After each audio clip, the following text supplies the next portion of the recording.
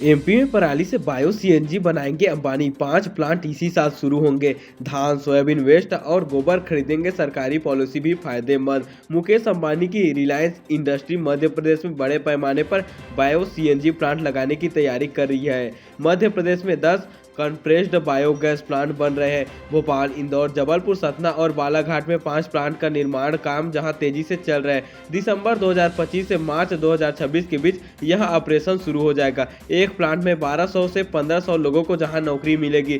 दरअसल मोहन सरकार ने 19 फरवरी को बायोफ्यूल पॉलिसी 2025 को मंजूरी दी है। बायोफ्यूल यूनिट लगाने पर सरकार की तरफ से कोई तरह की रियायतें देने का ऐलान हुआ है। इसी के बाद से रिलायंस ने एमपी में नए प्लांट्स के विस्तार की तैयारियां शुरू कर दी है। अगले 5 साल में रिलायंस एमपी में बायोफ्यूल में बड़े इन्वेस्टमेंट की तैयारी कर रही है।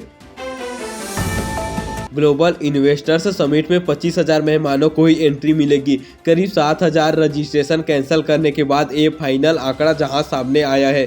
24 फरवरी को प्रधानमंत्री नरेंद्र मोदी जब उद्घाटन करेंगे तब मानव संग्रहालय में 5,000 उद्योगपति ही रहेंगे। इनमें अडानी, बिरला जैसे देश के शीर्ष उद्योगपति भी शामिल है। समिट के लिए कुल 32,000 रजिस्ट्रेशन हुए थे। आखिरी 3 दिन में ही 10,000 से ज़्यादा रजिस्ट्रेशन होने के कारण विंडो एक दिन पहले ही बंद करना पड़ा था। वहीं अब समिट को लेकर प्लान भी बदलना पड़ा है। MP state industrial development corporation के मुताबिक समिट में 20,000 मेहमानों को शामिल करने का टारगेट था। ज़्यादा रजिस्ट्रेशन होने पर उनकी जो कि स्क्रूटनी की गई, जिनमें 7,000 रजिस्ट्रेशन रद्द किए। अब बाकी बचे 25,000 उद्योगपति को ही इवेंट में शामिल होने की अनुमति मिलेगी। शासकीय चिकित्सक महासंघ मध्य प्रदेश ने चिकित्सकों के मुद्दे को लेकर चल रहे आंदोलन को आगामी सूचना तक स्थगित कर दिया है। यह निर्णय महासंघ के पदाधिकारियों और प्रमुख सचिव संदीप यादव तथा आयुक्त स्वास्थ्य तरुण राठी के बीच हुई बैठक के बाद लिया गया। बैठक में चिकित्सकों से जुड़ी विभिन्न मुद्दों पर विस्तृत चर्चा हुई और उनके समाधान के लिए समय सीमा तय की गई। डॉक्टर राकेश मालवीय, महासंघ के आयोजक, ने बताया सभी पदाधिकारियों ने एक मत से आंदोलन को जहां स्थगित करने का निर्णय लिया है। आगामी बैठक के निर्णय का इंतजार कर रहे हैं। मध्य प्रदेश में दिन का तापमान फिर से लुढ़क गया है। कई शहरों में पारे में 2 डिग्री तक की गिरावट आई है।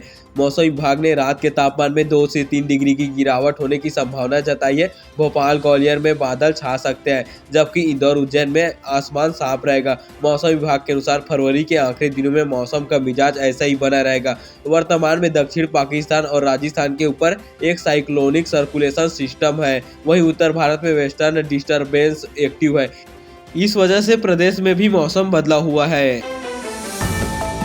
टाइगर चीता स्टेट एमपी के गिद्धों की संख्या 12,000 पार। प्रदेश में 7 प्रजाति वन विहार में सफेद पीठ वाले गिद्ध 10 साल में दुगुनी हुई संख्या। टाइगर चीता और तेंदुआ स्टेट मध्य प्रदेश में गिद्धों की संख्या 12,000 से ज्यादा हो गई है। 3 दिन हुए गिनती में ये आंकड़े सामने आए हैं। प्रदेश में 10 साल के अंदर गिद्धों की संख्या दुगुनी हुई है। अभी कुल 7 प्रजातियां पाई गई है। इनमें भोपाल के वन विहार नेशनल पार्क में सफेद पीठ वाले गिद्ध भी शामिल है। बता दें कि 17, 18 और 19 फरवरी को वन विभाग के 16 सर्कल, 64 डिवीजन और 9 संरक्षित क्षेत्रों में गिद्धों की गिनती की गई थी, जिसके आंकड़े अब सामने आए हैं। इसके मुताबिक प्रदेश में अभी 12,981 गिद्ध है। गिद्ध की गणना में घोंसले के आसपास बैठे गिद्धों एवं उनके नवजातों की गिनती के दौरान कई बातों का ध्यान रखा गया। केवल आवास स्थलों पर बैठे हुए गिद्धों को ही गिना गया। डेटा संकलन का कार्य वन विहार में हुआ। प्रयागराज में चल रहे महाकुंभ मेला 2025 के दौरान भीड़ नियंत्रण करने के लिए रेलवे ने 10 से ज़्यादा ट्रेनों को कैंसिल कर दिया है। कुछ ट्रेनों का रूट बदलकर चलाया जाएगा। प्रभावित होने वाले ट्रेनों में रतलाम मंडल से होकर गुजरने वाली ट्रेनें भी शामिल हैं। मध्य प्रदेश के पूर्व मुख्यमंत्री दिग्विजय सिंह ने भोपाल में 24-25 फरवरी को होने जा रही ग्लोबल इन्वेस्टर्स समिट को लेकर सवाल खड़े किए हैं।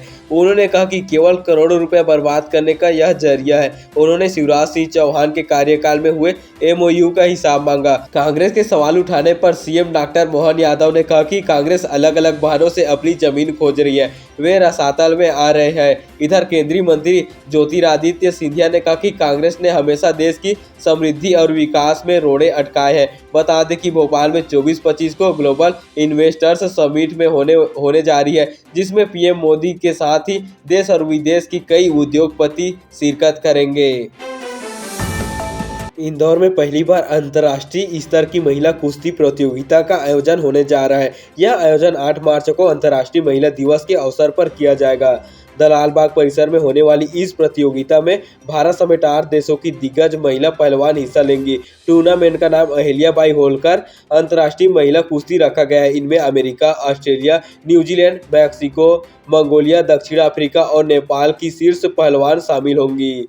सभी पहलवानों ने अपने देश के लिए राष्ट्रीय और अंतर्राष्ट्रीय स्तर पर पदक जीते हैं। देव और महादेव वेलफेयर सोसाइटी की ओर से आयोजित यह टूर्नामेंट दर्शकों के लिए पूरी तरह निःशुल्क रहेगा। पूर्व विधायक आकाश विजय वर्गीय के मार्गदर्शन पर हो रहे इस आयोजन में भारत की ओलंपिक पदक विजेता महिला पहलवानों को भी आमंत्रित किया गया है। प्रतियोगिता शनिवार दोपहर 4 बजे से एयरपोर्ट रोड पर किला मैदान चौराहा स्थित लाल बाग परिसर में शुरू होगा।